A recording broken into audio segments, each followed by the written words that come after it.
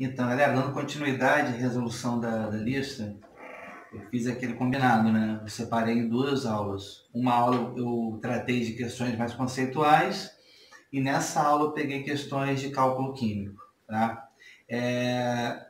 São questões trabalhosas, são questões que, com o passar do tempo, entrando em contato com esse tipo de questão, a gente acaba resolvendo de maneira um pouco mais rápida. Eu vou detalhar o máximo possível para deixá-la o mais clara, mas tem como encurtar caminhos e resolvê-la de forma um pouco mais rápida, tá? Então vamos lá. Primeira questão é uma questão que fala o seguinte: ela fala sobre alguns combustíveis, metano, butano e octano, que são derivados do petróleo, né? São frações do petróleo, CH4, C4H10, C8H18. E ele informa a energia que foi liberada, a entalpia. O que é a entalpia?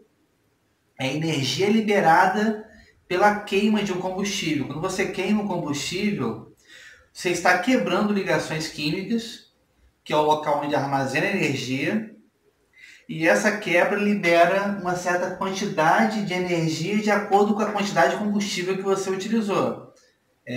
Há de concordar comigo que quanto mais combustível, mais energia você vai liberar. Então, qual foi o critério utilizado? Kilojoule, quantidade de energia em kilojoule por mol de combustível. A gente vai falar um pouquinho o que seria esse mol de combustível, que é só uma unidade muito utilizada em química, tá? Mas é uma unidade. E a questão pergunta o seguinte: esse gráfico fala a quantidade de combustível liberado por mol, a quantidade de energia liberada por mol do combustível. Ele quer saber, ele quer colocar em ordem em relação à quantidade de energia liberada por mol de CO2, não por mol de combustível. Primeira coisa, toda queima de combustível, sendo completa, ela vai liberar CO2 e água. Então, queima, reação com oxigênio. Se essa queima for completa, libera CO2 e água. Como ele está falando de liberação de CO2, ele está falando de uma queima completa. Então, a primeira coisa que a gente tem que analisar é o seguinte: da onde que vem esse termo mol? Mol é simplesmente uma quantidade referente a 6 vezes 10 a 23 coisas. Então, a gente tem que lembrar que a química ela trabalha com quantidades muito grandes, são várias moléculas, para que se torne uma matéria visível. E a gente tem algumas relações numéricas, tipo, quando eu falo em um par, isso é equivalente a 2 objetos. Então, eu posso falar um par ou 2 objetos. Quando eu falo uma dúzia de alguma coisa, eu posso falar uma dúzia ou 12 coisas, né? E o mol, exatamente, é um conjunto de 6 vezes 10 a 23 partículas, tá? Então, isso é mol. Só isso. Então, eu tenho uma molécula de CH4, 2 moléculas, 3 moléculas, 1 milhão de moléculas, 6 vezes 10 a 23 moléculas. Então, eu falo que eu tenho 6 vezes 10 a 23 moléculas, ou eu falo que eu tenho um mol de moléculas, tá? Então, só para a gente deixar claro de onde que vem esse termo mol. Então, a questão que é a quantidade de energia liberada por mol de CO2. Primeira coisa, da onde que vem o CO2? Da queima. Então, o metano reagindo com o oxigênio vai liberar CO2 e água. Como que eu vou saber essa relação molar? Balanceando a reação. Então, um carbono, uma molécula de CH4 só tem um carbono, e eu vejo lá no produto que o CO2 também tem um carbono, então está equivalente à quantidade de átomos de carbono, balanceado. 4 oxigênios, para chegar a 4 oxigênios, precisa de 2 moléculas de água, né? 2 vezes 2, 4, 4 hidrogênios, desculpa. Então, balanceada a quantidade de hidrogênio. A quantidade de oxigênio são 2 oxigênios no CO2 e 2 na água. Então, o total 4 átomos de oxigênio reagindo. Então está balanceado. Como que eu vou ler essa reação? Uma molécula de CH4, uma molécula de CO2. Ou seja, 1 mol de CH4, 1 mol de CO2. Então, quando a questão fala que 1 mol de CH4 libera 890 kJ de energia, eu posso falar que 1 mol de CO2 da queima de CH4 libera 890 kJ de energia. Em relação ao butano, C4H10, tem 4 carbonos. Para balancear, onde eu tenho apenas um carbono de CO2, eu coloco um 4 na frente. Agora eu tenho 4 átomos de carbono. Balanceando o hidrogênio, são 10 hidrogênios. São só 2 hidrogênios. Para chegar a 10, multiplico por 5. Então, balanceei o hidrogênio. E em relação ao oxigênio, 8 oxigênios mais 5 oxigênios. Então, eu preciso de 13 oxigênios, 6,5. Em relação ao C8H18, 8 carbonos, 8 carbonos. 18 hidrogênios, 2 vezes 9, 18. 12,5 vezes 2, eu tenho 25. Olha, 2 vezes 8, 16. 16 mais 9, 25. Galera, eu balanceei a equação toda, mas não precisava. Olha o caminho que a gente poderia cortar. Para cada carbono, um carbono de CO2. Para cada 4 carbonos, 4 moléculas de CO2. Para cada 8 carbonos, 8 moléculas de CO2. Então eu não tinha que balancear a equação toda. Bastava verificar a quantidade de átomos de carbono. Por quê?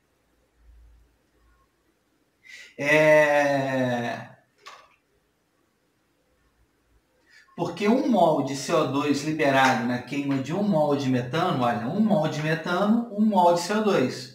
Então essa quantidade liberada para o CH4, ele já é uma quantidade referente a 1 mol de CO2. Então libera 890. Olha o detalhe também do sinal, gente. Menos 890, quando eu falo em energia, é energia liberada. Ou então eu falo que equivale a menos 890, ou eu falo que liberou 890. É a mesma coisa. Já em relação ao butano, eu vou fazer uma simples regra de 3. 4 mol de CO2, 2.838. Da onde que vem essa relação? Se 1 mol de butano libera 2.838 e 1 mol de butano libera 4 mol de CO2, então 4 mol de CO2, 2.878. Como eu quero comparar tudo referente a 1 mol, eu faço esse cálculo referente a 1 mol. Como é que eu resolvo isso? Regra de 3 simples, né? Eu multiplico cruzado. 2.878 vezes 1 e 4 vezes x. Isso dá 719,5 kJ para 1 mol de CO2. Mesma coisa para o octano. 1 mol de octano libera 8 mol de CO2. 1 mol de octano libera 5.431 de energia. Então, é o mesmo que falar que 8 mols libera 5.431. Como eu quero comparar isso referente a 1 mol, eu tenho 683. Então, quem libera mais energia por mol de CO2?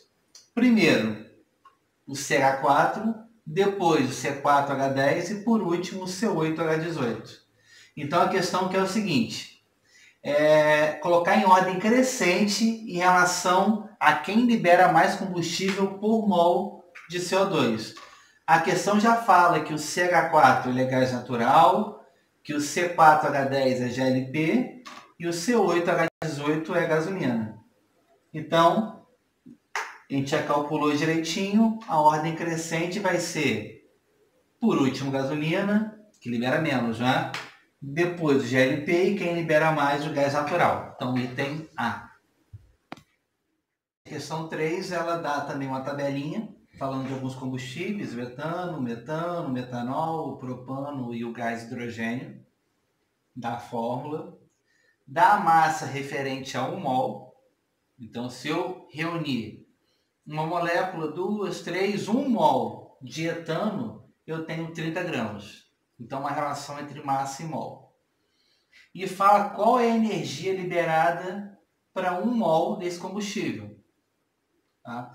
A questão que é o seguinte, a questão quer saber quais os combustíveis liberam mais energia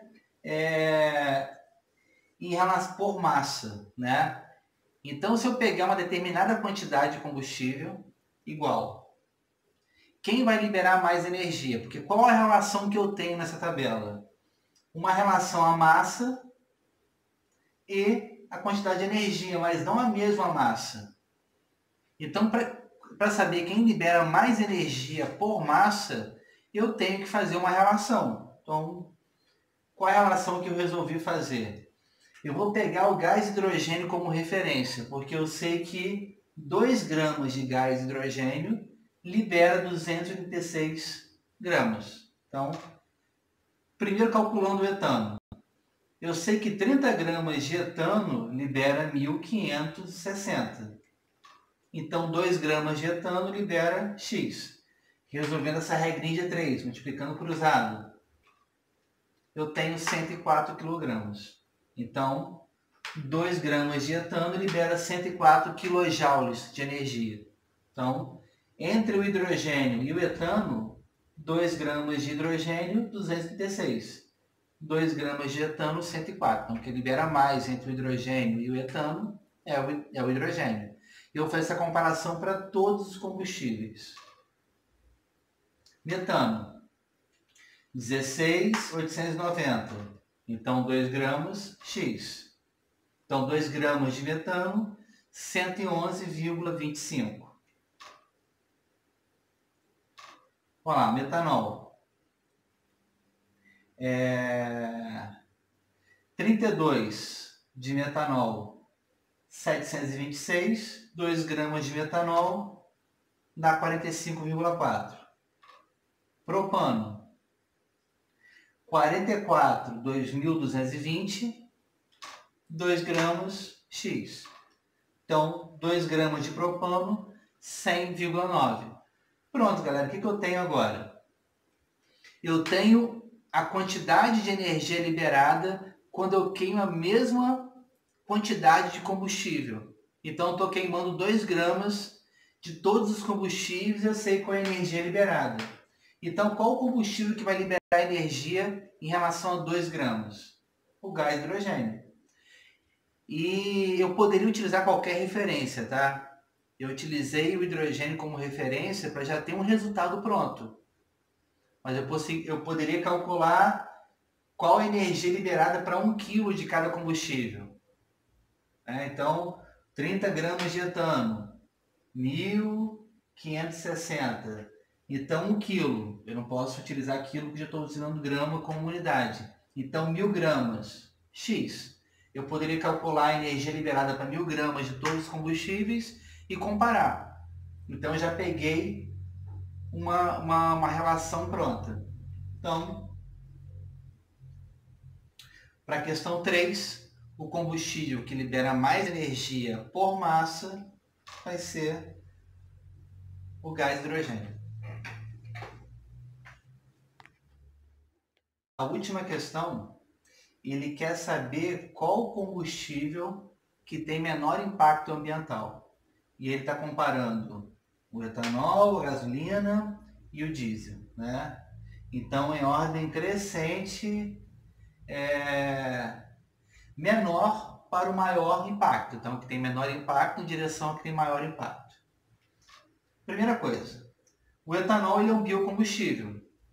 E a gente já conversou na outra aula que biocombustíveis eles estão presentes na queima em um ciclo fechado do carbono. Então, o CO2 liberado, ele automaticamente entra no ciclo, onde ele participa do processo de fotossíntese e automaticamente ele retorna como um biocombustível. Então, eu posso de cara falar que o etanol ele é o combustível que tem menor impacto ambiental. Então, eu ficaria entre o item A e o item D. Por que é o item A? Se eu comparar a gasolina com o diesel, e a questão não traz isso, a gente vai ter que trabalhar isso aos pouquinhos, a gasolina só tem 8 átomos de carbono, né? A gasolina é uma mistura de hidrocarbonetos. Eu peguei um representante dessa mistura, que é o C8H18. O diesel, um representante teria 12 átomos de carbono. Vão lembrar das questões anteriores. Quem tem mais átomos de carbono, automaticamente libera mais CO2. Se libera mais CO2, e o ciclo é um ciclo aberto, né? Porque eu estou falando agora de combustíveis fósseis, então eu posso falar que o combustível que tem maior impacto ambiental vai ser o diesel. Sem falar que quanto mais átomos de carbono, mais CO2 liberado e mais oxigênio necessário para que essa queima fique completa. Então, um outro aspecto seria, se tem mais átomos de carbono, existe uma possibilidade maior da queima ser incompleta. Tá? Então, o item correto é o item A.